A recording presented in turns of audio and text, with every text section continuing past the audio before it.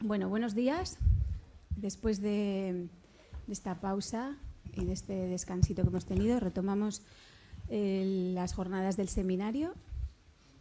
Bueno, desde esa visión tan global y tan macro, ¿no?, que nos ha ofrecido Shlomo Ben-Ami en esa conferencia tan espléndida, vamos a empezar a descender un poco a lo concreto, ¿no? Vamos a cerrar un poco el objetivo. Y tengo la suerte, antes me han dicho qué suerte que el que me toca está aquí. Y es verdad, está aquí conmigo y con todos vosotros. Así que nada, me toca a mí el placer de presentar a Ángel Luis Ortiz González.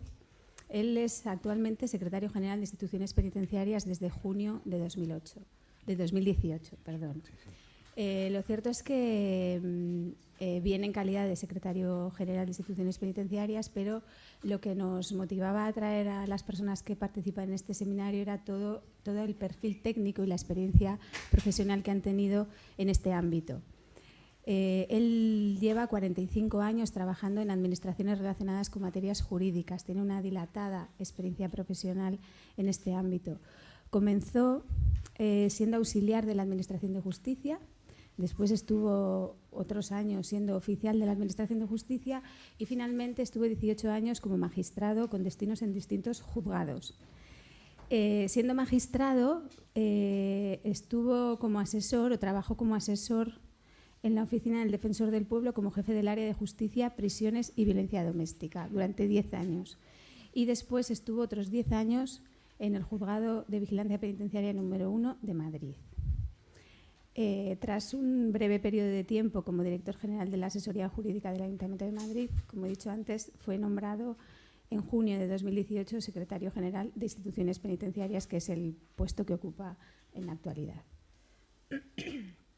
En su ámbito profesional, la actividad desarrollada tanto en las instituciones como siendo magistrado le ha permitido conocer y tratar especialmente cuestiones jurídicas que afectan a 4 colectivos. El colectivo de extranjeros, las víctimas de violencia doméstica, personas con discapacidad mental o intelectual y personas privadas de libertad, tanto adultos como menores. Él ha dado múltiples conferencias y tiene diferentes publicaciones relacionadas con estos colectivos y específicamente durante los 10 años que trabajó en el Defensor del Pueblo fue el encargado de coordinar un informe monográfico sobre la situación de las prisiones en España. Tiene un amplísimo conocimiento de la realidad de los establecimientos penitenciarios. A día de hoy ha conocido todos los centros penitenciarios de España y por lo tanto conoce de primera mano su realidad. Así que, bueno, para nosotros es un placer tenerte y tuya es la palabra. Muy bien. Pues buenos días. Se escucha bien, ¿no? Sí.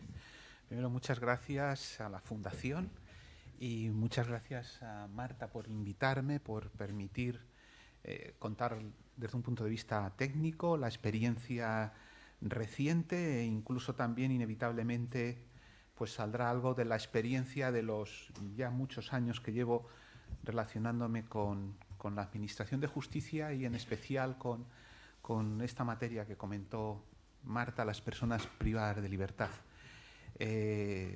Agradezco vuestra invitación y me encuentro como en mi casa porque hay muchísimas personas con las que he compartido hace muchos años con Miren Iturgay, que está por allí.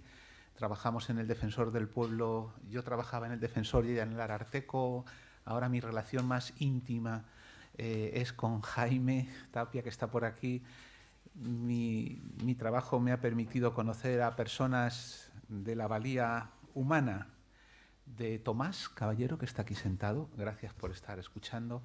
A Faustino también le recuerdo de la época del Defensor. La verdad es que muchísimas caras conocidas. El título de la intervención lo hemos acotado de manera muy clara sobre la administración penitenciaria en la ejecución de las condenas por delitos de terrorismo.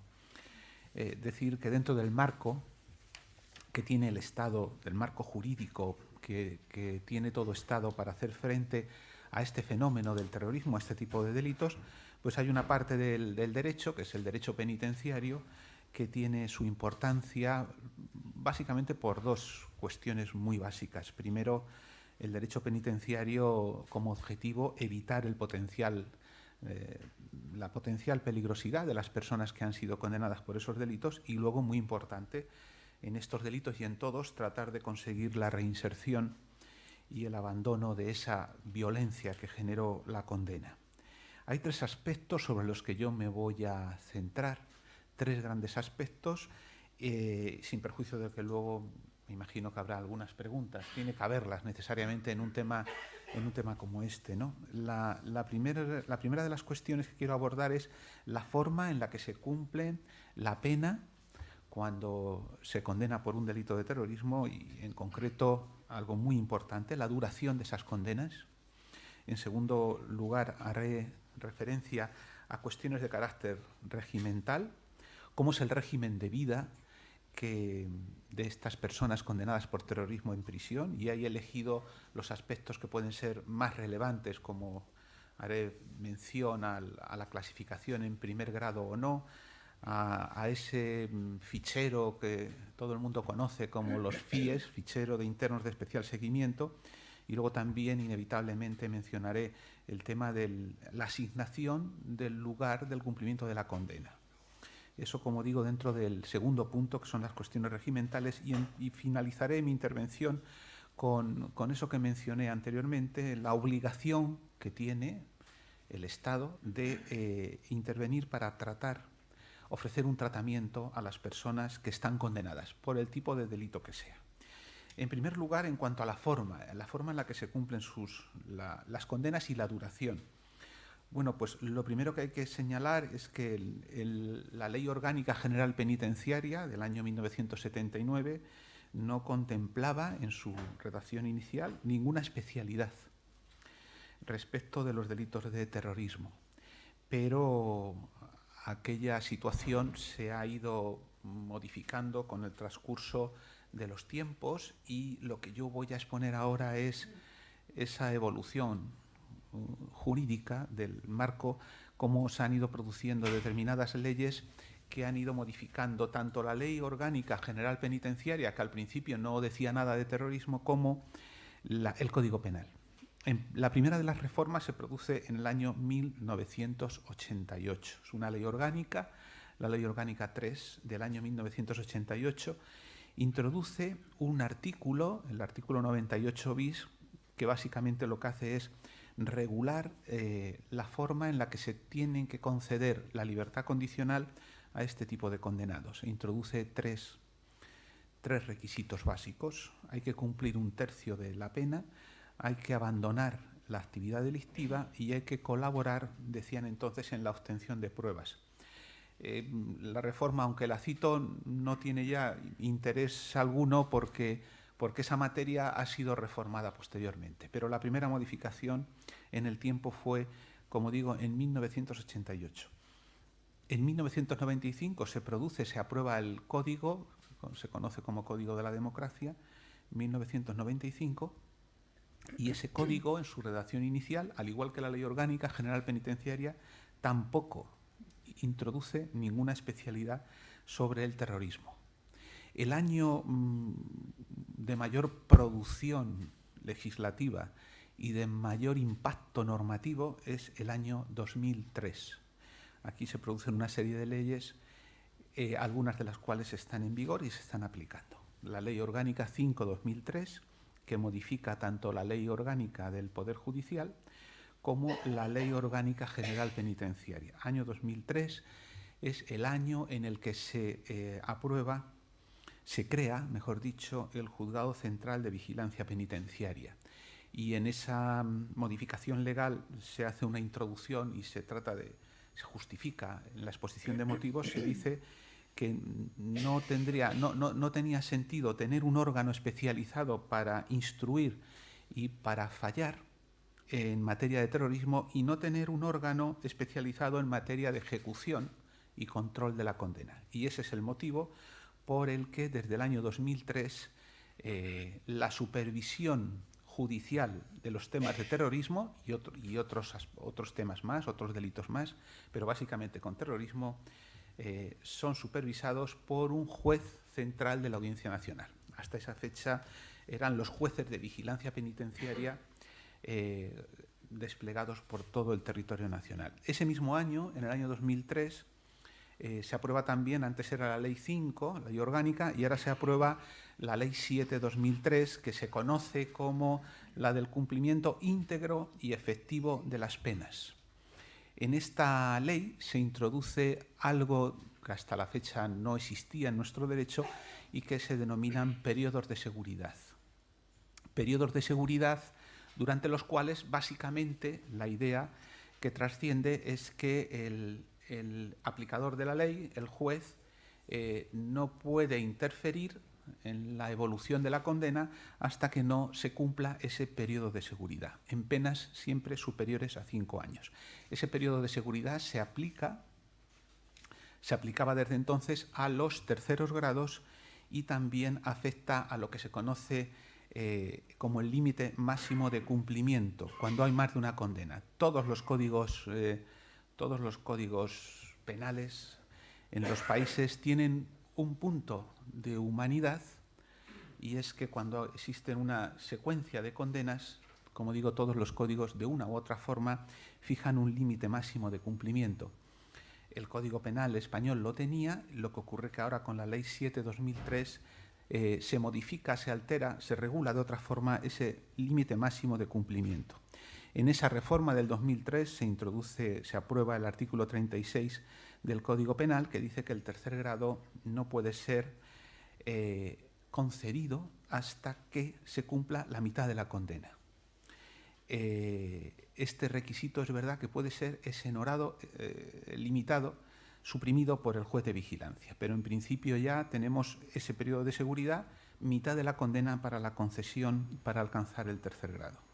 Y luego, en cuanto al límite máximo de cumplimiento, se establecen 2 artículos del Código Penal, el 76 y el 78, y vienen a decir o a suponer que si la pena a cumplir resulta inferior, una vez aplicado ese límite máximo de cumplimiento, si la pena a cumplir resultara inferior a la mitad de la suma total, lo que nos indica el Código Penal en esa reforma es que los permisos, la clasificación en tercer grado y la libertad condicional, el cómputo de los plazos para conceder todo eso se hará sobre la totalidad de las penas y no sobre el límite máximo. Esto, para que lo entiendan, era la famosa teoría Parot, pero introducida ahora a nivel legal.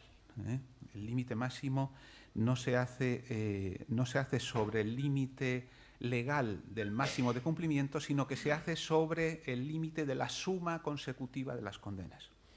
Estos requisitos pueden ser exonerados por el juez, pero a su vez se imponen por ley plazos más largos que en el resto de condenas. Se sigue limitando o encorsetando la posibilidad de actuación que tiene el juez.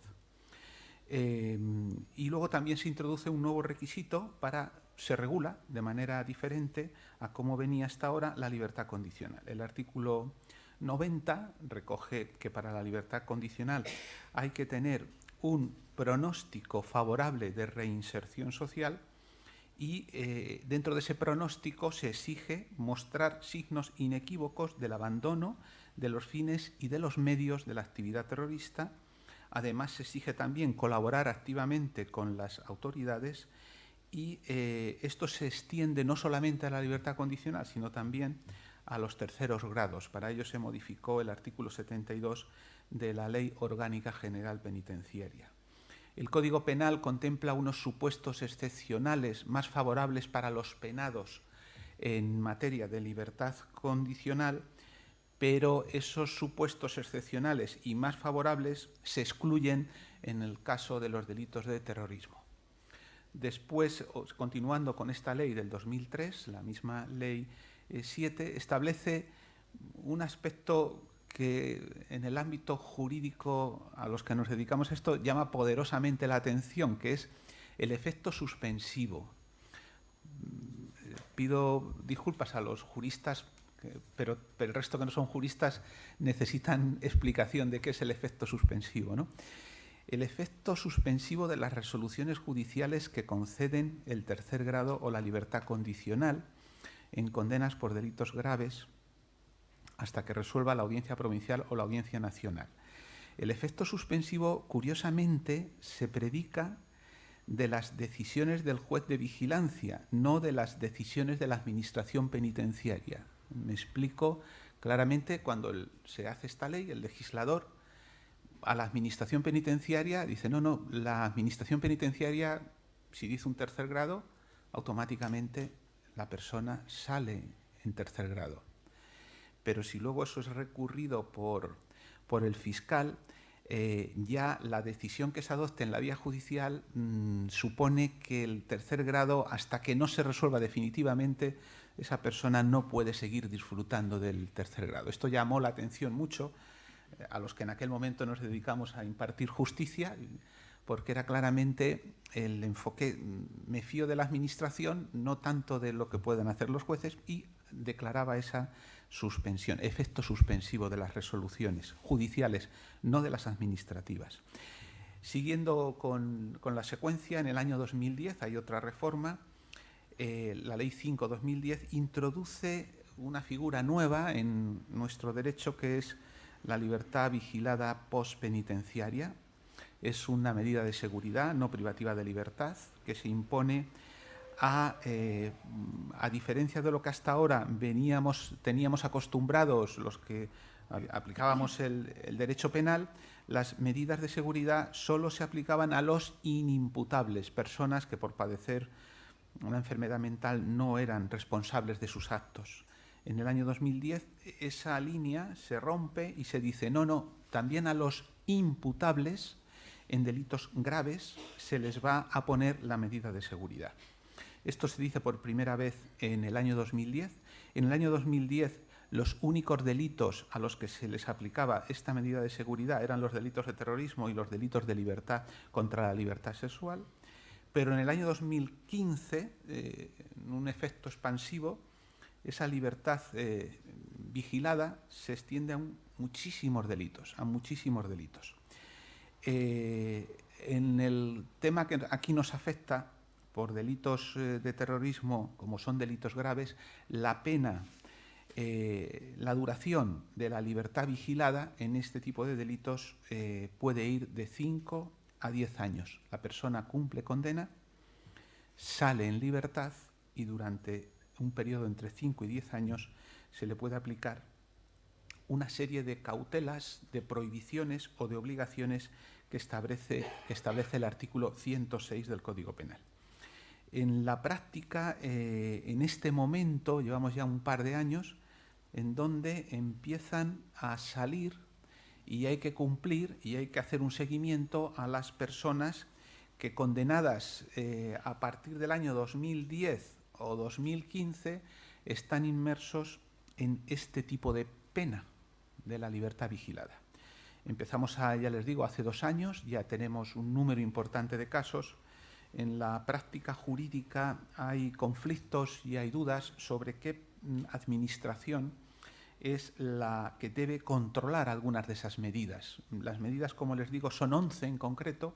Unas veces son obligaciones, otras veces son prohibiciones, y eso está recogido en el artículo 106. Hay más de un autor que está considerando que no tiene mucho sentido. Primero, hay una deficiente regulación de la libertad vigilada, porque muchos autores consideran no tiene sentido que una persona con buena evolución penitenciaria, que ha pasado por tercer grado, que ha pasado por libertad condicional, no tiene mucho sentido aplicarle a su vez una libertad vigilada cuando ya ha demostrado sobradamente que su comportamiento en libertad era el adecuado. Pero bueno, ahí está el tema, y yo estoy convencido que será una de las cuestiones que a corto o medio plazo debería darse un toque para adaptar la figura, que puede seguir ahí existiendo, pero adaptarla más a la realidad. En el año 2015 se produce la aprobación de la famosa prisión permanente revisable. Evidentemente, si hay un delito donde se aplique o pueda aplicarse esta prisión permanente, es los delitos de terrorismo, por eso lo cito aquí. Es la pena de prisión de una duración indeterminada, pero el Constitucional ha validado su existencia siempre y cuando que sea revisable, siempre que se admita, y ese revisable es lo que como les digo, ha considerado el Constitucional que es válida y que puede permanecer. En las consecuencias así rápidas, para que se hagan una idea, en los delitos de terrorismo, por ejemplo, en los delitos de terrorismo, saben que para disfrutar del primer permiso es necesario cumplir la cuarta parte de la condena. Ahora ya en delitos de terrorismo el número de años que hay que estar en prisión para poder disfrutar del primer permiso serían 12 años. Para ser clasificado en tercer grado hay que estar entre 15 y 32 años, en función de si se tiene una sola condena o se tienen más condenas. Les repito, entre 15 y 32 años para el tercer grado. Y luego para la libertad condicional hay que estar en la franja de los 25 a 35 años. Regla general pueden ser 30 años para recibir una libertad condicional. En todos estos casos también se introduce un matiz, y es que en terceros grados y en libertad condicional no supervisa el juez de vigilancia como es habitual hasta ahora, sino que esta facultad de revisión judicial se le concede al juez sentenciador, no al juez de vigilancia. Es otro matiz. La situación, de hecho, es que la ley contempla que cada 2 años, en estos supuestos, las personas que tengan, el otro día creo que son 25, nos pidieron información sobre esto, alrededor de 25 personas en este momento en las prisiones competencia de la Secretaría General, ya hay cerca de 25 personas que tienen la condena de prisión permanente revisable. A medio plazo pues habrá que empezar a abordar esta situación. Todavía no se ha producido, como la ley es del año 2015, pues todavía no hemos tenido el primer supuesto a estudiar, el primer caso en el que nos planteen un permiso de salida. Como son 12 años, hasta después del 2027, y ahí ya pues los que estén en ese momento tendrán que decidir y empezar a ver cómo abordar este tipo de condenados, que les digo en este momento oscila en torno a unos 25. Hay otra reforma, pero apenas hago mención a ella porque es una reforma reciente del 2019, donde ha habido alguna pequeña modificación en cuanto a delitos de terrorismo, pero afectan más a cuestión sustantiva de definir el delito y no afecta para nada o muy poco al tema del derecho penitenciario. Por tanto, a modo de resumen de lo dicho hasta ahora, decirles que efectivamente ni Código Penal ni Ley Orgánica General Penitenciaria contemplaban disposiciones específicas, que el año crucial a estos efectos fue el año 2003, en donde se producen 2 importantes reformas que introducen 4 aspectos muy relevantes. El primero, se crea el Juzgado Central de Vigilancia. Segundo, se introducen eso que hemos denominado periodos de seguridad. Tercero, se introduce un cómputo diferente a la hora de aplicar los plazos, que se hace sobre el total de las penas y no sobre los límites ordinarios a la hora de empezar a estudiar si procede un tercer grado, un permiso o una libertad condicional. Y en cuarto lugar, se exige el abandono de la actividad y la colaboración tanto para los terceros grados como para la libertad condicional. Ese sería el resumen rápido. Al margen queda el año 2010, donde se introduce la libertad vigilada para delitos de terrorismo, y en el año 2015 que se introduce la prisión permanente revisable. Ese sería el resumen del primer punto al que yo me refería como la forma, la duración de cumplir una condena por terrorismo. El segundo de los aspectos que yo quería también abordar es aquellas cuestiones regimentales que tienen que ver con el cumplimiento de la pena privativa de libertad cuando el condenado es una persona por un delito de terrorismo. Y aquí les menciono concretamente 1, 2, 3, 4 cuestiones, las 4 cuestiones para mí más relevantes. En primer lugar, todo lo relativo a la intervención de las comunicaciones. La jurisprudencia del Tribunal Constitucional ha venido diciendo los criterios con los que se puede intervenir una comunicación dentro de prisión, entendiendo, claro está, que estamos hablando de la intervención en el ámbito administrativo, no la intervención que adoptan los tribunales de justicia.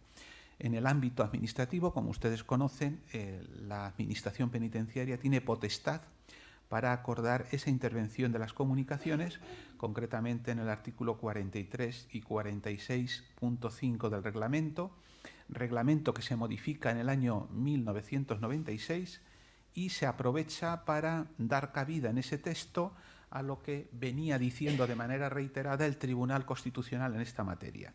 Los requisitos básicos y rápidos son: primero, se puede adoptar por el director de la prisión; debe ser motivada la decisión; debe ser individualizada; no valen motivos genéricos; debe ser limitada en el tiempo; debe notificarse al interno y debe ser comunicada al juez de vigilancia penitenciaria, el cual tiene la facultad, como se pueden imaginar, de dejar sin efecto la decisión adoptada en el ámbito penitenciario, de dejar sin efecto o sencillamente de ratificar y admitir esa intervención de las comunicaciones.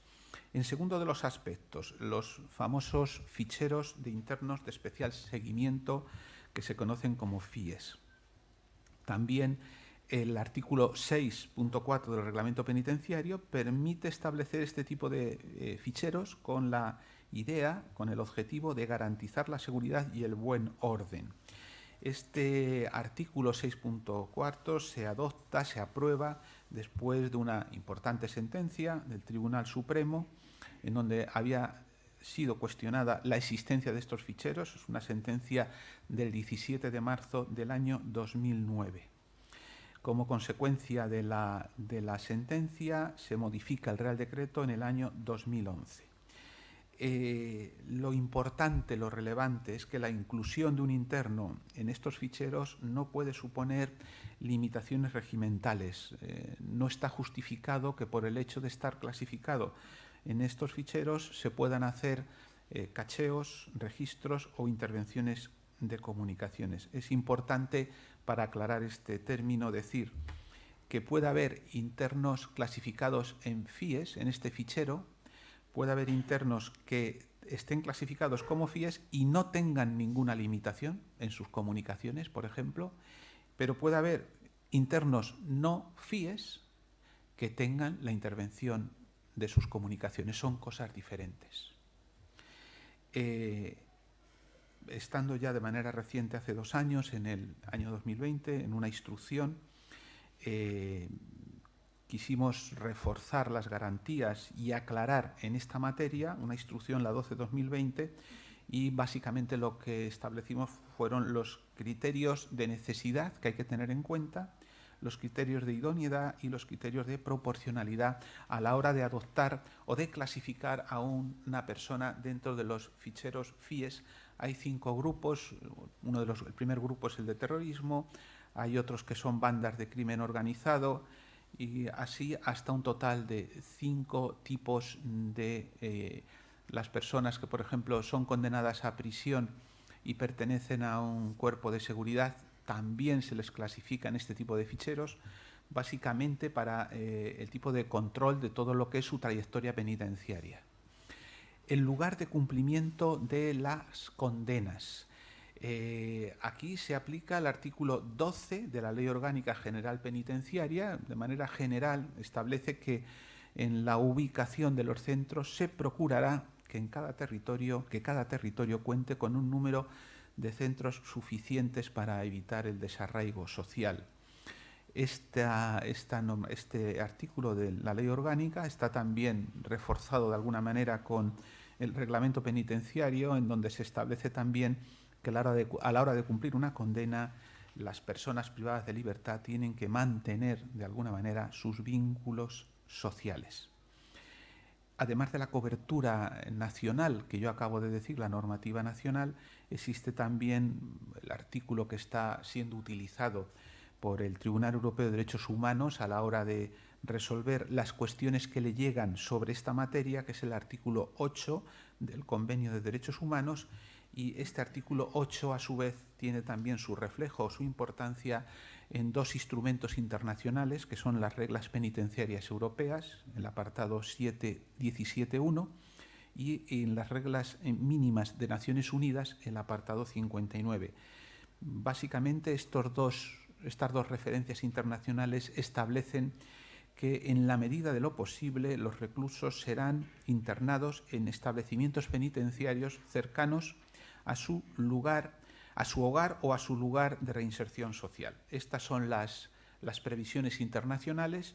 Estas previsiones internacionales han dado lugar a una serie de sentencias del Tribunal Europeo de Derechos Humanos, entre otras una del año 2014 y otra del 2013, en el que este tribunal, el Tribunal de Derechos Humanos, admite que existe un interés, dice, de los presos para mantener lazos familiares y sociales, y ello le lleva al tribunal a decidir que tienen que estar cerca de sus zonas de arraigo. Esta es la normativa básica con la que se regula este punto que les he dicho a ustedes del lugar de cumplimiento de la condena.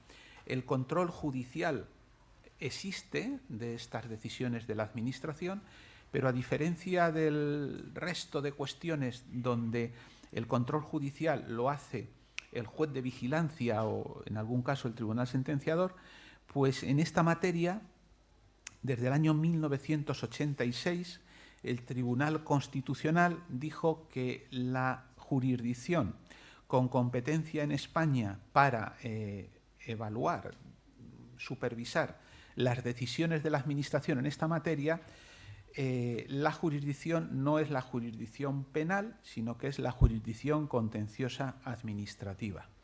Es más, en el año 2020, el Tribunal de Conflictos de Jurisdicción dijo que hay una vía también más rápida que está prevista en la Ley de la Jurisdicción Contenciosa, que es el procedimiento por derechos fundamentales. Utilizando esa vía, ese procedimiento, se puede también hacer llegar al tribunal la falta de acuerdo con el centro penitenciario que me han asignado para cumplir una sentencia. Como les digo, esta materia, como todas, tiene también su supervisión por parte de la jurisdicción, por parte de los tribunales. Las clasificaciones en primer grado. La clasificación es en primer grado, como forma también importante que creo que hay que abordar dentro de los delitos de terrorismo. El primer grado como forma de clasificación está admitida, está avalada por el Tribunal Constitucional. Hay muchas sentencias, pero la primera de ellas fue del año 1997. Eso sí, el Tribunal Constitucional dice que esta situación de primeros grados tiene que reservarse siempre para casos excepcionales. Esta regla es la que estamos utilizando. Les puedo informar que en este momento en las prisiones dependientes de la Secretaría General de Instituciones Penitenciarias, sobre un total de casi 47.000 internos, pues en primer grado están 380, aproximadamente un 1%. Es fundamental, tenemos un programa específico de tratamiento para las personas que están en primer grado y tenemos un compromiso de intentar tratarles o dedicarles más tiempo que al resto de las personas, porque no puede haber mayor situación de fracaso para una administración penitenciaria que una persona acabe su condena estando en primer grado. Por eso hemos hecho un informe que ha salido a la luz pública hace unas semanas, un informe sobre reincidencia. Y en ese informe sobre reincidencia, bueno, la cifra que da en el sistema español es de un 20%, es una de las cifras de reincidencia más bajas de los países que nos rodean. Es un informe serio porque está hecho sobre 10 años.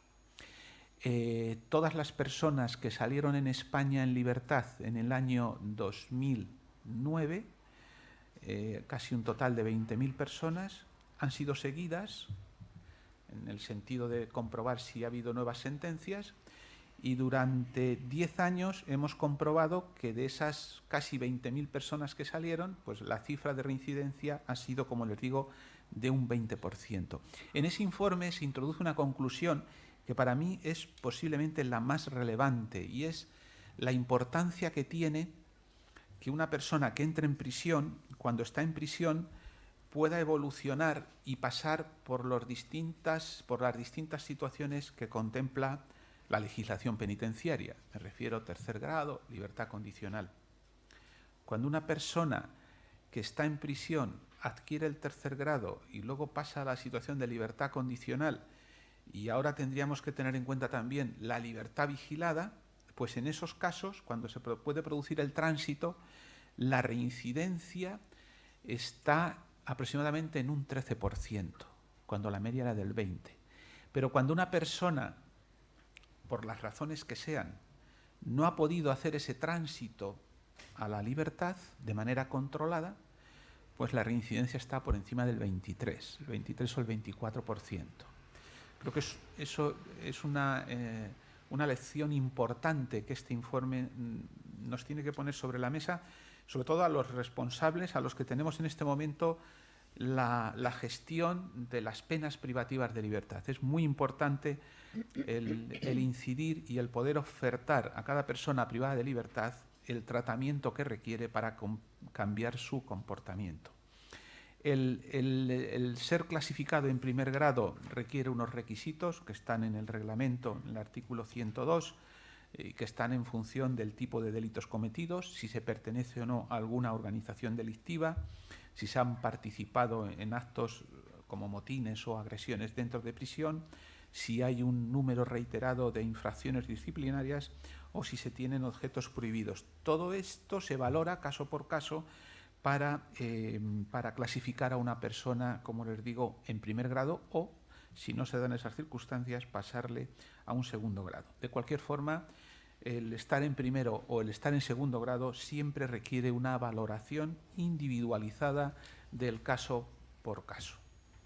Y por último, y acabo en cuanto a la intervención y tratamiento, comentarles lo básico. La pena privativa de libertad tiene un fin resocializador, ahí está el artículo 25 de la Constitución, artículo 25 que se desarrolló en el artículo 59 de la Ley Orgánica General Penitenciaria, estableciendo que el tratamiento penitenciario es el conjunto de actividades directamente dirigidas a la consecución de la reeducación y de la reinserción social. Esta materia tiene un doble enfoque. Por un lado, hay factores directamente relacionados con el delito. Piensen, por ejemplo, en el tema de una drogodependencia, de una agresión sexual o de un delito de violencia. Y luego hay otro enfoque que son las carencias formativas que a título personal e individual tiene cada una de las personas que ingresan en prisión. Se valora la formación laboral o también su formación cultural. En los casos de condenados por terrorismo, la resocialización debe buscarse en el abandono de la actividad delictiva. Estamos ante una delincuencia por convicción y ahí existe una dificultad que es precisamente eso, cambiar esa convicción. Se pide que haya un respeto hacia el prójimo y hacia un modelo de convivencia democrático y en paz. De cualquier forma, en todos los delitos y en este también no podemos empezar o partir de que la resocialización es imposible. Creo que es difícil, pero hay que intentarlo y en esa vía estamos. No se puede renunciar, como les digo, a ello. En el año 2011 el reglamento penitenciario de manera expresa contempla que para las personas que estén en régimen cerrado es obligatorio que la Administración les ofrezca una atención personalizada y unos programas de tratamiento. Como les digo, esto fue un mandato impuesto en el año 2011. En el caso de delitos de terrorismo, en el caso de la banda terrorista ETA, hay internos que han participado en este programa para internos de primer grado y también en otro tipo de programas que nosotros tenemos para conductas violentas y también ha habido participación en temas de justicia restaurativa, con una buena experiencia, no solo en el ámbito del terrorismo, sino con carácter general. Llevamos 2 años aplicando programas de justicia restaurativa a todo tipo de delitos. Este les puedo confesar que es un terreno, esta materia, en el que hay que sembrar mucho y se recoge muy poco. Lo que ocurre que lo que se recoge causa mucha satisfacción, ¿eh? Hay algún reportaje televisivo que igual han tenido oportunidad de ver sobre un caso en el que hemos intervenido en Sevilla, el crimen de un joven por otro joven en la Feria de Abril, en donde ha habido un programa de televisión extenso que ha dedicado un programa largo sobre un caso de justicia restaurativa de un delito muy grave, un asesinato. Tenemos el último año, 2021, 1.400 personas en toda España han pasado por procesos de justicia restaurativa y algunos de ellos han culminado con el encuentro restaurativo. No todos pueden acabar con encuentro restaurativo, pero ya les digo, más de 1.400 en todo tipo de delitos han participado. En el tema también de terrorismo yihadista, que es el reto que tenemos ahora mismo sobre la mesa, en el año 2004 se empezaron a hacer intervenciones sobre este tipo de condenados. En el año 2016 se formaliza y se pone en práctica un programa para intervenir, en donde básicamente se potenciaban los valores prosociales, la tolerancia, el respeto, la defensa de los derechos y libertades. Y en el año 2018 lo que se ha hecho es volver a valorar tanto el programa, que está en continua revisión, tanto el programa como un instrumento de valoración del riesgo. En esas estamos y ese es todo lo que yo quería contarles hasta este momento, y tal vez incluso más importante de lo que yo les haya podido contar es lo que ustedes puedan preguntar. Y a su disposición me tienen. Muchas gracias. Muy bien, gracias.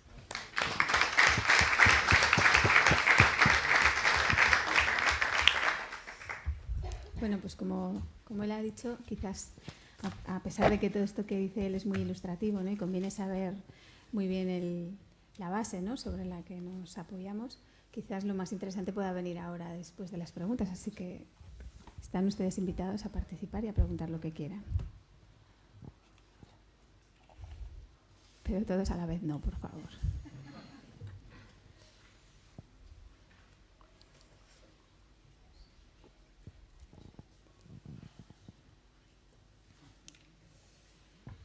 Bueno, pues mientras... Ah, sí, perfecto. Muy bien. La verdad es que buenos días. Felicitar, por supuesto, también a Marta Buesa, a Natividad Rodríguez y a Eduardo Mateo de la Fundación Fernando Buesa por la celebración de este acto, y agradecer también la presencia del secretario de Estado de Instituciones Penitenciarias, el señor Ortiz, que nos ha dado una auténtica clase de lo que son los fundamentos jurídicos de la situación en el cumplimiento de los presos de ETA, pero el secretario de Estado sabe que en la sociedad, en la opinión pública, hay algunos comportamientos en la gestión política de este problema que no terminan de entenderse, y yo le pido, por favor, aclaración sobre dos aspectos concretos. Uno de ellos tiene que ver con su relación con personas como Joseba Azcárraga o como el señor Julen Arzuaga, que según el informe de la Guardia Civil, con las que usted mantiene comunicaciones que fueron desveladas en un informe de la Guardia Civil, que apuntan hacia un cierto trato de favor respecto al tratamiento de los reclusos de ETA. Quisiera saber si esas relaciones se mantienen y a qué obedecieron ese tipo de comunicaciones que, según ese mismo informe, luego se trasladaban a otras personas del entorno de EH Bildu, como el Arnaldo Otegi o personas de esa organización. Y en segundo lugar, también en la misma línea, sobre todo para tranquilizar a la opinión pública, me gustaría saber la singularidad del tratamiento dado a un preso, Arikautz Azpiazu, que durante los últimos meses ha estado en una cárcel del Estado, en este caso en Soto del Real, y hace apenas 2 semanas fue trasladado de nuevo a su cárcel de origen en Francia, en Lannesman, a través de un procedimiento cuando menos extraño. El señor Azpiazu fue trasladado desde Soto del Real a la cárcel de Zaballa, o centro penitenciario de Araba, y después al centro penitenciario de Martuteno de Guipúzcoa. Quisiera saber, insisto, para tranquilizar a la opinión pública, a qué se debió este tipo de viaje tan singular entre Madrid y Lannesman. Muchas gracias. Sí. Bueno, muchas gracias. No sé, ¿tu nombre para ti? Del Mundo, sí. No sabes cómo te agradezco las preguntas. Es una oportunidad magnífica para aclarar aspectos que tratamos día a día de que se aclaren y que se transmitan con claridad a la sociedad a través de los medios de comunicación. Y no sé qué sucede, que a veces determinadas informaciones que nosotros facilitamos no llegan a los medios de comunicación. Bueno, la primera pregunta es mi relación con Joseba Azcárraga. Yo tengo por costumbre atender a todas, me atrevería, las personas que piden hablar conmigo. Joseba Azcárraga en 6 ocasiones pidió hablar conmigo y le recibí. Igual que recibí a 15 reuniones que tuve con víctimas del terrorismo que pidieron hablar conmigo y las recibí, unas a título individual y otras formando parte de asociaciones. También recibo a muchas familias, padres, madres de internos que están en prisión y que piden hablar con el secretario general. Si no les puedo recibir personalmente, les escribo. Todos los días recibo normalmente una media entre 3 o 4 funcionarios de prisiones que quieren hablar con el responsable máximo de prisiones y creo que estoy en la obligación de hacerlo y así lo hago. Lo que yo no soy responsable es de lo que puedan decir las personas que yo recibo.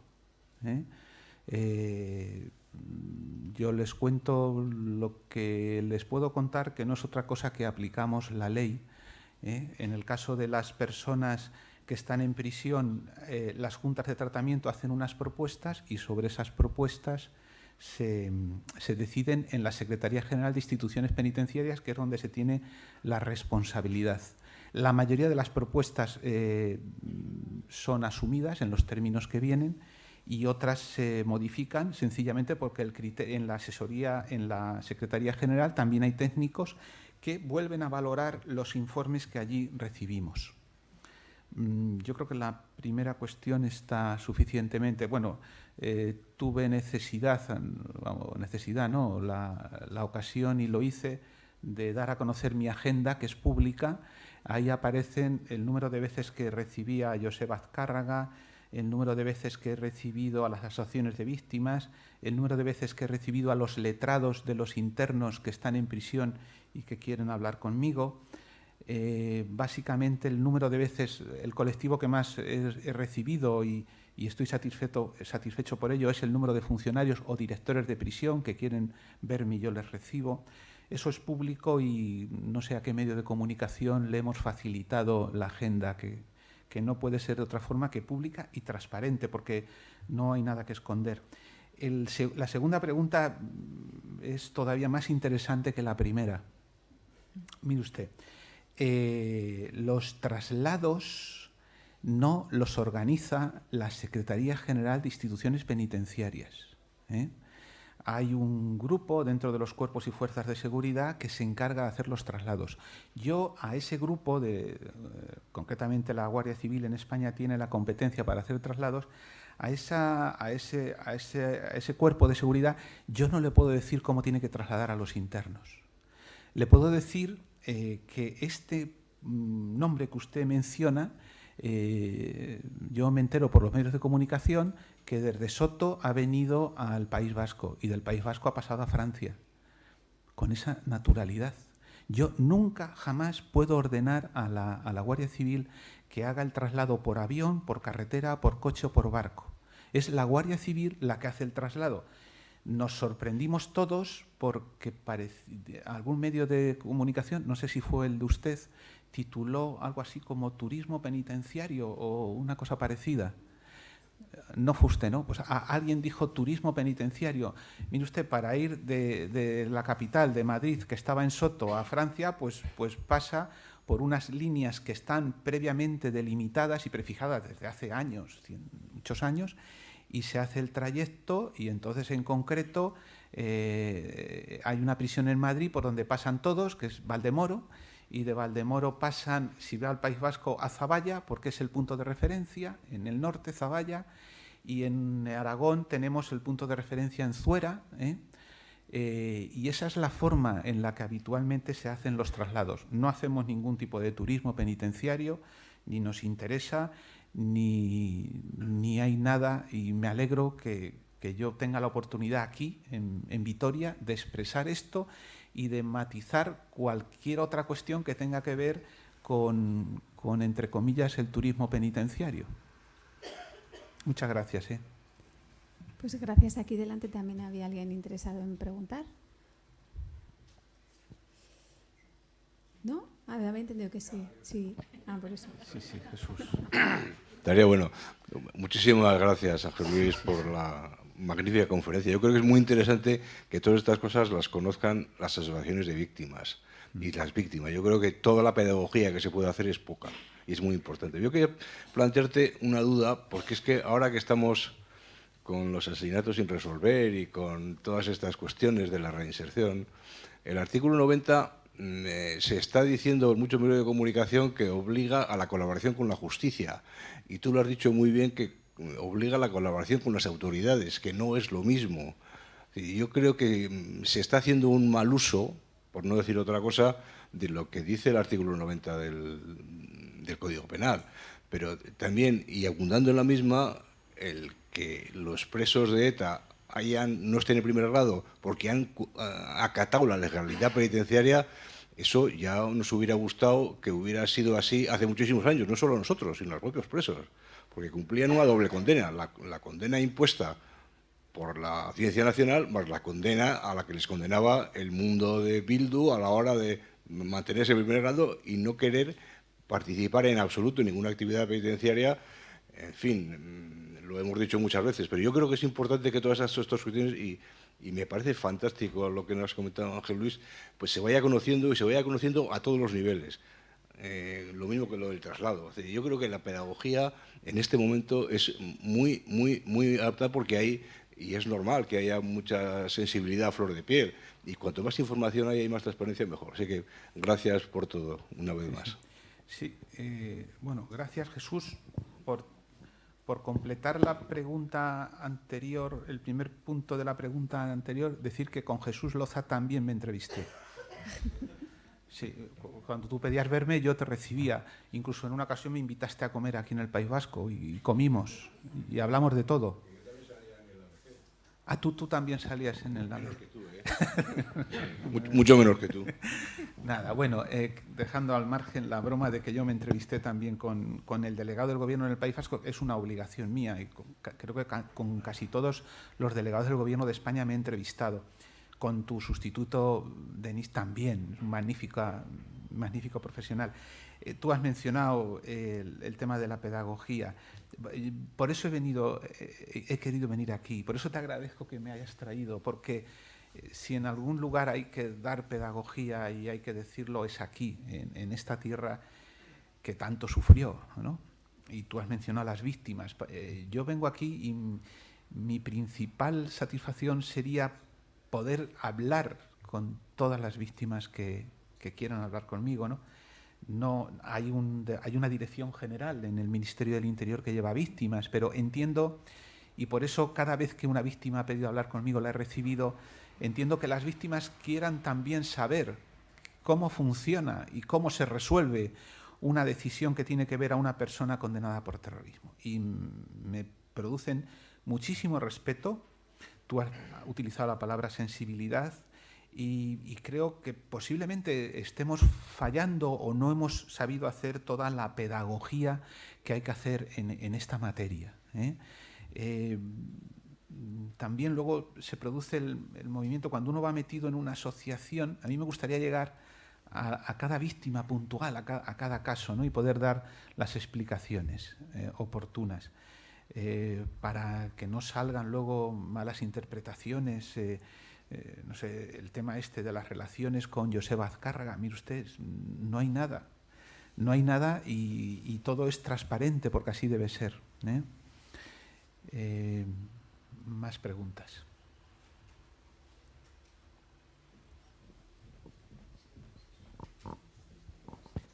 Sí, desde su punto de vista, ¿cuáles podrían o deberían ser los principios que condujeran la actuación penitenciaria, en el caso que nos ocupa, en 2022, a 11 años del final efectivo de ETA y 4 años de su disolución? Sí, bueno, los principios, yo creo que para ir cerrando este tipo de situaciones, es importantísimo la actuación de la justicia. A mí lo que más me pueda preocupar ahora mismo es que haya todavía, hablan de 300 casos, porque esas personas, cualquier paso que demos a continuación, tiene que venir precedido de un pronunciamiento judicial.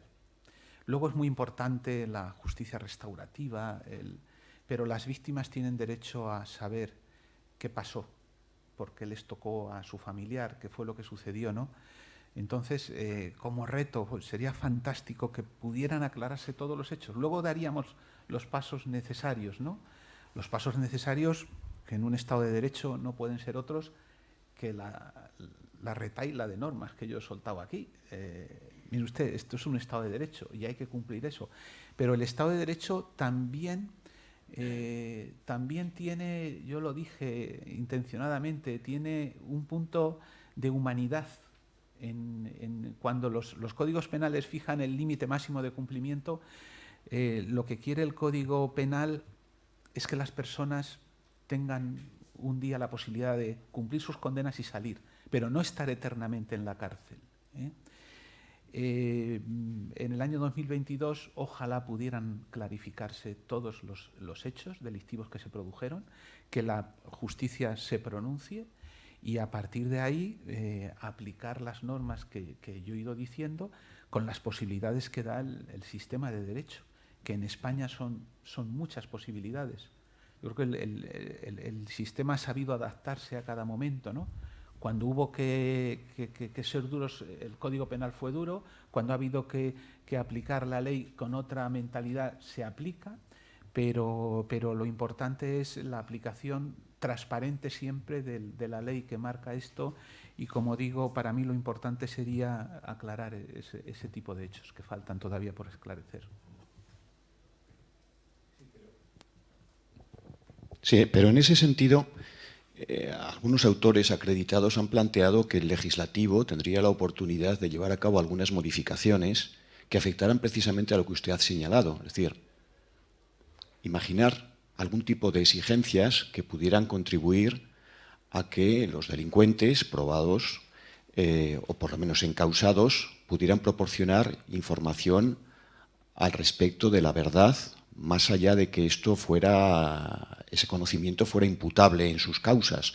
¿Usted cree que hay territorio para ese juego en estos momentos? ¿Cuáles son un poco las posibilidades y límites que le permitiría a un supuesto legislador intervenir en esa dirección? Porque de otra manera se nos puede quedar en una suerte de desideratum, eso de los 300 casos sin resolver, sin más. Somos conscientes que en una buena parte de ellos hay una prescripción ya en el tiempo. Es decir, ¿de qué manera se podría instar en el territorio legal, no en el territorio de los buenos principios, para que los que han tenido que ver con esos 300 casos pudieran aportar algún tipo de información? Y claro, ¿y cuáles serían las consecuencias tanto penales como de otro género que podrían tener?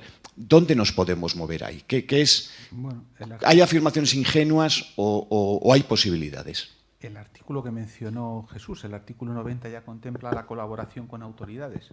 Es decir, poca reforma necesitamos, ya tenemos ahí la colaboración como una de las formas que está contemplada. Y esa colaboración podría permitir el avanzar en el sentido de aclarar hechos que están sin poder ser juzgados. El marco está construido de manera bastante correcta. Perdona, una sugerencia hablando de la pedagogía.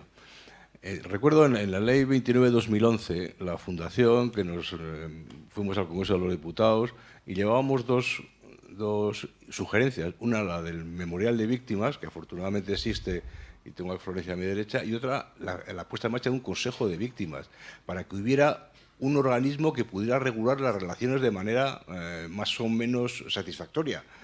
Algo que en el País Vasco existe, el Consejo de Víctimas funciona con todas sus imperfecciones, pero hay un canal de comunicación.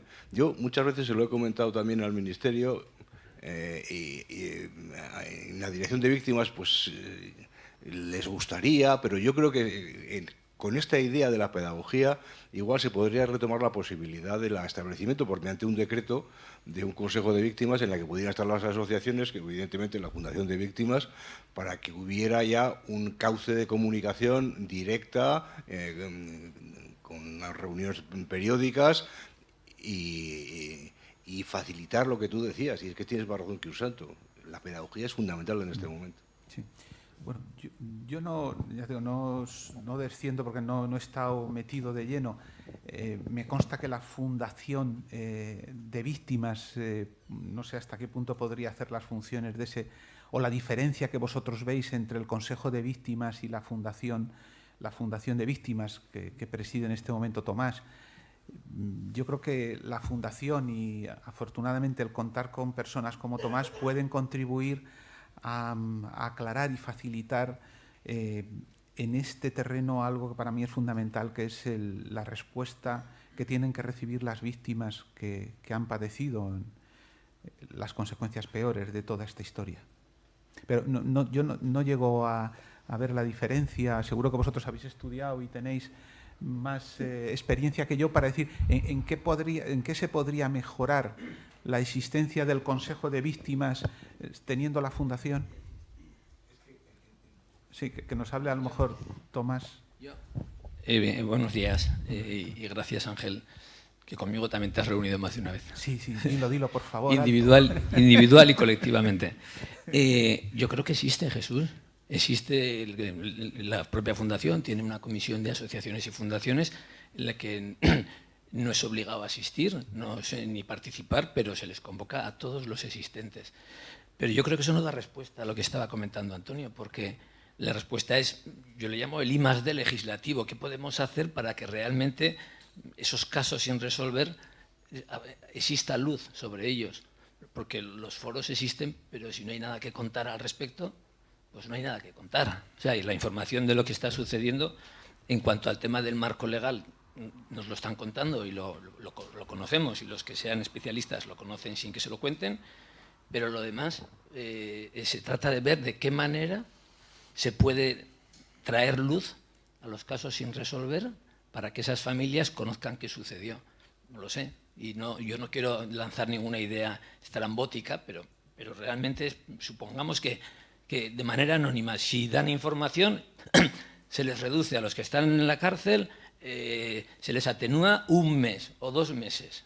Oye, pues igual resulta que se aporta, no lo sé. Es decir, pero yo se le llamo el I+D legislativo, nada más. O sea, es decir, o en el ámbito político, lógicamente, que es el mundo de la negociación y el mundo del pacto y el mundo de si hay relaciones con la parte que se cree que tiene esa información, pues veamos de qué manera se pueden llegar a acuerdos. Como han dicho los anteriores, nunca satisfactorios para todas las partes. Pero en este caso son temas humanos que sí que creemos que alguna vez a ver si alguien aporta, o sea, tiene la empatía suficiente para efectivamente aportar esa información. Hoy no les encuentro aliciente a ellos para soltarla. Y eso además, estamos hablando de casos muy, muy antiguos, de los que incluso muchas veces, por supuesto que están prescritos, pero que muchas veces se puede tener hasta dudas de si se conoce. O sea, porque a veces podemos exigir tener información sobre algo que dices, bueno, pues ya habrá alguien que sepa qué pasó en Goizueta aquel día. ¿Y qué motivación tiene para contarlo? No, como yo tengo mañana la mesa redonda de los asesinatos sin resolver y está aquí Florencio, y hablaremos mucho de eso y de vías y posibilidades. No, pero yo me refería al Consejo, en el sentido, por ejemplo, en el País Vasco hubo un Consejo de Víctimas que con los famosos Erenegún, que te acordarás, que hubo una polémica extraordinaria, por lo menos el Consejo participó y estudió, hizo una aportación y se le tiene en cuenta. ha trabajado mucho el Consejo de Víctimas a la hora de hacer propuestas al gobierno en los últimos años, unas con más éxito, como siempre, otras con menos, pero está ahí. Ese canal de comunicación, que no solo tiene que ser con el ámbito penitenciario, sino con muchas otras cosas, las indemnizaciones, la atención psicológica, muchísimas cosas. Hace falta y una interlocución directa con la administración. ¿Qué es la Fundación? Pues me parecería perfecto, pero si hubiera un órgano colegiado, pues eso, en nuestra experiencia en el País Vasco, nos ha ayudado. Es lo único que quería decir. Y mañana hablaremos de los casos sin resolver. Sí, bueno, no, decirte, Jesús, en una ocasión, creo que ha sido creo que fue este año, yo convoqué a todas las asociaciones oficialmente registradas para poderles ofrecer de primera mano toda la información que ellas merecen. Y fueron 4 o 5, más de la mitad no asistió. Profundo respeto a las que no fueron y gratitud a las que fueron y a las que yo pude informar personalmente. Te digo esto porque a veces podemos caer en el hecho de crear instrumentos y instancias y no, yo creo más en las personas que en los órganos y en los consejos. Y luego lo que decía Tomás también, que me alegro que lo haya dicho Tomás, mire usted, colaboración con la autoridad, artículo 90 del Código Penal. ¿Y cómo sé yo si esa persona sabe algo más o no? Claro, eso es lo que los juristas llamamos la prueba imposible. ¿Cómo acredito yo que ayer yo no estuve en una ciudad? Me lo pone usted dificilísimo. Eso es una realidad, está ahí también, y me alegro que el que la haya aportado aquí haya sido tú. Bueno, todavía hay tiempo para más intervenciones o reflexiones que se quieran compartir. Bien, indudablemente es un tema muy sensible que convoca a diferentes partes, ¿no? Están las víctimas, están los medios de comunicación, que son como un puente entre lo que la administración puede hacer y lo que las víctimas pueden leer y escuchar. Hay una responsabilidad importante también ahí. Y luego hay un terreno en el que quizás todo lo que se está hablando queda un poco más al margen, ¿no? Esta mañana Sara hablaba de la creatividad, ¿no? De imaginar qué caminos se pueden recorrer hacia la verdad y que no tiene quizás que ver con esto que estamos hablando del Consejo de Participación de Víctimas, de la transmisión de la información, tiene que ver con otro tipo de cuestiones que son más a nivel humano, a nivel personal, ¿no? Y ahí yo estoy de acuerdo contigo que tienen muchísima importancia las personas, más que los puestos, ¿no? Los cargos o las instituciones. Sí, miren. Hola. Sí, además de agradecer infinitamente a Ángel Luis su presencia aquí y su sinceridad, y aparte del cariñoso saludo de antes, que se lo devuelvo. No sé, enlazando con este último tema, porque yo no iba a preguntar de eso, pero enlazando con esto de colaborar y hablar y de lo que se sabe, ¿no?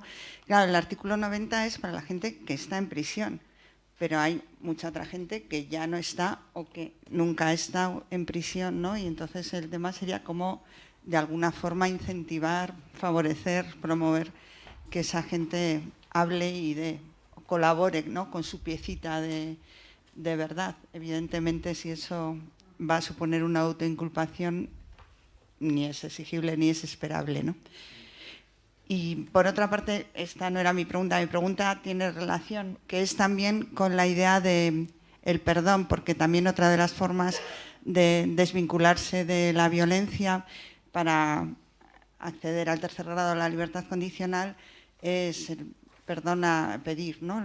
El perdón a las víctimas. Y en este tema yo creo que ha habido, no sé, bueno, hay resoluciones judiciales que establecen que determinadas peticiones de perdón no son auténticas, por así decir, ¿no?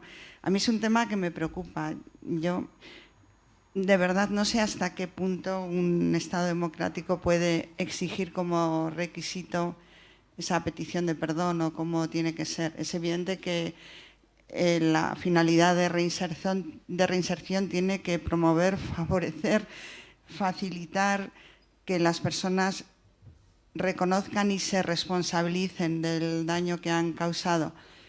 Pero eso hay que premiarlo, pero exigirlo como requisito para la libertad, no sé, no sé ya si legítimo, si no es posible. Muy bien, muchas gracias, Miren, por tu aportación.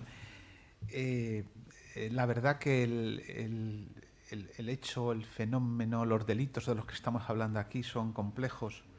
Lo dijo Shlomo Ben-Ami en su intervención, esto es muy complejo, ¿no? Es muy complejo. Bueno, ¿quién mejor que los que estáis en el País Vasco para poder abordar estos temas? Posiblemente los que hemos estado lejos de aquí no estamos en condiciones de dar consejos para nadie. Yo, en esta materia, lo que más estoy aprendiendo, tú has utilizado la palabra perdón, hemos tenido ahí disquisiciones, ¿qué se entiende por perdón? ¿Qué es perdón? Yo no sé, casi preferiría que alguna de las personas, es muy difícil esto, en público, que habéis tenido algunas, esa experiencia personal de los encuentros restaurativos, pudierais expresar, porque yo creo que esto, detrás del marco legal, hay unos sentimientos, hay desde el perdón, el arrepentimiento, la compasión, infinidad de adjetivos que pudiéramos sacar aquí. Yo creo que el problema de fondo para arreglar esto tiene que pasar también no solo por leyes, sino por actuaciones. Y yo la más ejemplarizante y la más positiva en los 4 años que llevo es cuando he podido conocer cómo funciona ese cara a cara, con víctima directa o con víctima indirecta, en el que el ser humano se desnuda en un lado y en otro, ¿no? Y frente a frente se dicen lo que se tienen que decir. Y la satisfacción que dicen que se tiene al acabar esos encuentros, ¿no? Pero claro, no se puede hacer un encuentro restaurativo en cada uno de los casos porque hay que tener ciertas condiciones y hay que estar preparados al efecto, no todo el mundo vale para eso. No sé, yo prefiero dejarme escuchar en lugar de dar consejos porque creo que los que sois del País Vasco y habéis vivido en primera persona estos hechos, realmente sois las autoridades para hablar en esta materia y para abordar caminos de futuro y de solución definitiva. Te he lanzado el reto, Marta, pero... Espera, Jesús quiere decir. Hablando de la otra parte, en la palabra había 2 tabús, que eran el arrepentimiento y el perdón menos, pero había una palabra que concitaba consenso, que era la autocrítica. Es decir, la autocrítica era lo que al mundo estoy hablando de la Viana Anclares, a todo el mundo era lo que les unía. O había gente que daba el perdón, pero vamos, ¿qué es esto? Esto es religioso, esto no va conmigo. El arrepentimiento, oiga, mire usted, yo lo he hecho... Pero la autocrítica, eso sí que era lo que les unía y lo que transmitían. Luego cada uno expresó de una manera diferente, las víctimas también preguntaron de una manera diferente, pero el punto, el nexo que les unía era la autocrítica.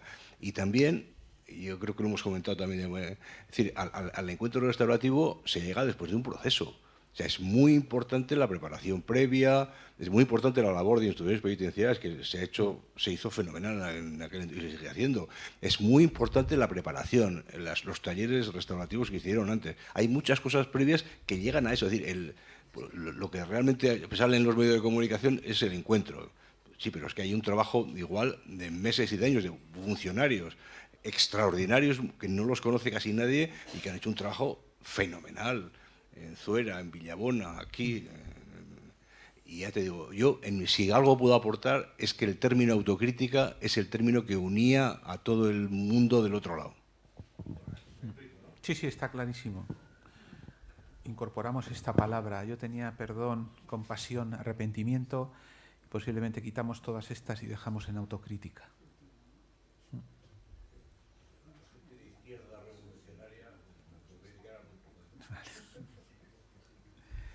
Muy bien. Una intervención ahí. Sí, mi nombre es Agus Hernán, del Foro Social. Yo, por añadir, nunca me he reunido con el señor Ortiz, ¿eh?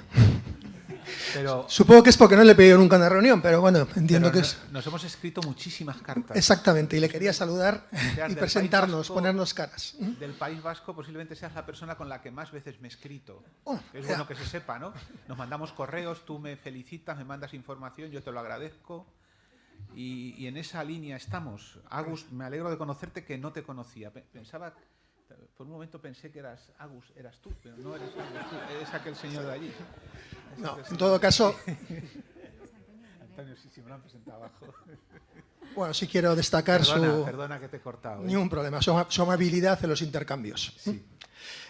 Yo quería aterrizar sobre la Ley 7/2003, que se ha evocado anteriormente. En este momento los datos ofrecen una perspectiva de que va a haber presos. Yo prefiero hablar de presos que fueron de ETA, porque ETA ya no existe, pero bueno, es cuestión de terminología. Presos que fueron de ETA hasta el 2056. Es un poquito la perspectiva que algún estudio de abogados de estos presos han realizado y que he visto recientemente. En el caso de la ejecución de la 7/2003, usted lo ha explicado, en algunos casos la expectativa es un cumplimiento de 40 años íntegros en prisión, porque tiene unas condenas muy grandes, evidentemente, y la aplicación de la mitad de la condena es muy superior a los 40 años de cumplimiento. Yo quisiera una reflexión en este terreno. Aquellos que estamos intentando trabajar en la resolución y en avanzar en la convivencia y que estas cosas se vayan encauzando de manera natural, como tiene que ser, y no creando alarmas sociales que a veces se generan sobre cosas que no son muy reales, y creo que se ha evocado un poco en una conversación anterior que han tenido. Bueno, es una perspectiva real que yo creo que merece reflexión, esa perspectiva. Vamos hasta 2056, la ley es así, el derecho es así, yo no voy a entrar en esa discusión, no hay discusión, pero bueno, luego está la aplicación de la pena, cómo se tiene que dar, ¿no? Y usted se ha abocado muchísimo los permisos, los terceros grados y las libertades condicionales, pero la fotografía hoy en día es esa en el caso X de no sé de cuántos, de una serie de presos o personas presas que cumplirían 40 años íntegros de condena. La propia ley contempla las salidas de terceros grados con un cumplimiento. Bueno, habrá que estar al caso concreto, cada una de estas personas, y según su evolución, pues es posible que, si la evolución es buena, no lleguen al 2056 estando físicamente dentro, pero dependerá de cada caso concreto, ¿eh? La mayoría de las personas, la verdad, la mayoría evolucionan, y digo la mayoría centrándome no tanto en temas de terrorismo, sino sobre 47.000 personas en prisión. Con mala evolución ahora mismo tenemos 380 personas, nada más, ¿no? Es un dato, ahí queda el tema, pero bueno, tu reflexión yo no sabía, nunca me había planteado el límite de edad, de años que va a suceder. De cualquier forma, lo bueno que tenéis en estas jornadas es que esta tarde hay personas con muchísima valía, que igual tienen capacidad para dar soluciones que yo no me atrevo. O no sé si que existen o que pueden existir, pero yo no sé el futuro que deparará. Sí, bueno, comentaros, hay un punto sobre largas condenas, hay una situación muy desconocida, no en el ámbito del terrorismo, pero de estas personas nunca se dice nada. En España hay personas que no se les puede aplicar el límite máximo de cumplimiento, no en temas de terrorismo, en delitos comunes. Esto es un supuesto muy habitual cuando una persona está en prisión y estando en prisión, dentro de prisión comete otro delito, o saliendo en un permiso comete un delito. Entonces, en esos supuestos no se puede aplicar el límite máximo del artículo 76 del Código Penal. No me atrevo a decir la cifra, pero superan las 100 personas ahora mismo en España que por la vía de hecho tienen una condena perpetua. Saben los supuestos que me estoy refiriendo. Es decir, hay personas a las que se les aplica el límite máximo de cumplimiento, se les reduce su condena, pero cuando ya tienen hecho ese límite máximo de cumplimiento, cuando tienen ya ese paquete de condenas reducido, para entendernos, vuelven a delinquir. Y entonces van sumando años, ya les digo, hay más de 100 personas que están en esa situación. Esto no se dice, no se comenta, pero es una situación que está ahí. Entonces, como a esas personas le tienes que sumar la condena que tienen en cada momento, muchos no llegan a la cuarta parte para salir a un permiso, porque son condenas larguísimas. Bueno, es una realidad que está ahí. Algunos intentos ha habido de crear una libertad condicional por razones humanitarias, pero eso no se ha conseguido todavía. Es un mundo complejo y difícil. Estamos hablando de privación de libertad y eso no hay a veces soluciones para todo.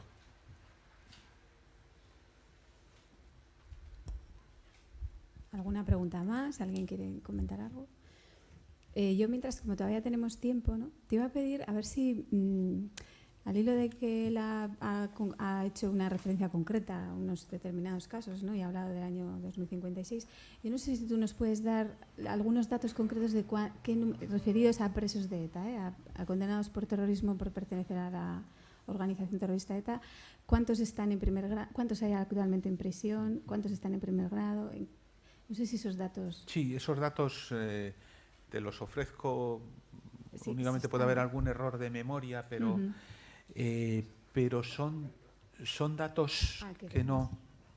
Son datos que son fácilmente, que se pueden conocer. Decirles que de toda la Administración General del Estado, el Ministerio del Interior es el que más preguntas recibe por la Ley de Transparencia, pero es que luego dentro del Ministerio del Interior, y con mucha diferencia, el departamento en toda la Administración General del Estado que más preguntas contesta por transparencia es la Secretaría General de Instituciones Penitenciarias. Quiero decirte que lo que yo voy a decir aquí ahora mismo posiblemente lo tenga ya contestado unas cuantas veces. Y así debe ser. Esto tiene una doble lectura, o que somos muy transparentes o que, como no decimos los datos, nos pregunta la gente. Yo me apunto a la primera cuestión, somos muy transparentes, preguntan todo, a qué temperatura tenemos el agua de las piscinas, todo, si hemos consumido, si hemos dado alcohol en la fiesta de la Merced, cuánto hemos gastado en las tortillas que se pusieron en la fiesta de la Merced. Hemos terminado por no poner tortillas, por no dar alcohol, porque no queremos ese tipo de preguntas que van en esa sintonía, no nos interesan para nada. En internos condenados de la banda terrorista ETA en las prisiones dependientes de la Secretaría General de Instituciones Penitenciarias hay 26. Los 26 que están ahora mismo, dependiendo de esta Secretaría General, están todos clasificados en segundo grado. Cuando llegamos en el año 2018, junio, creo que eran 210 personas, aproximadamente cada año en torno a 10 personas. Claro, hay años que son 12 personas y otros años son 8. Aproximadamente cada año extinguen definitivamente la condena en torno a 8 o 10 personas que salen por cumplimiento íntegro de la condena. Eso es lo que yo te puedo decir, y luego esta tarde que hablará Jaime podrá él decir los que no están en el territorio de la Secretaría General, están en el ámbito de la Administración Penitenciaria Vasca cumpliendo sus condenas, y de ahí podrás, de los 26 que yo te comento, más los que te pueda decir Jaime, tendrás el total de personas condenadas por ETA que están ahora mismo. Espera. Ay, perdona, es que claro, 26 más 10 son 36.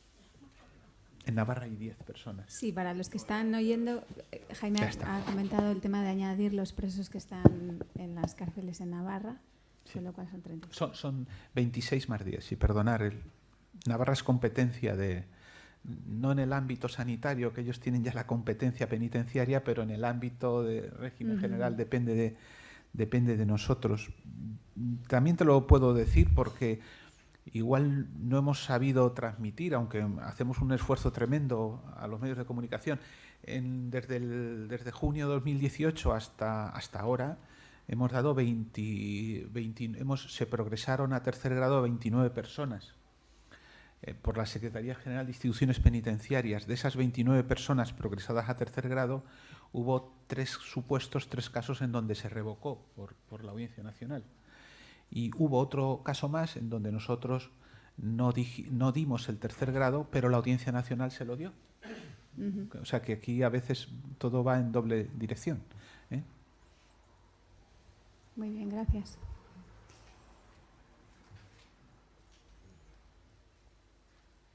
¿Hay tiempo para más todavía?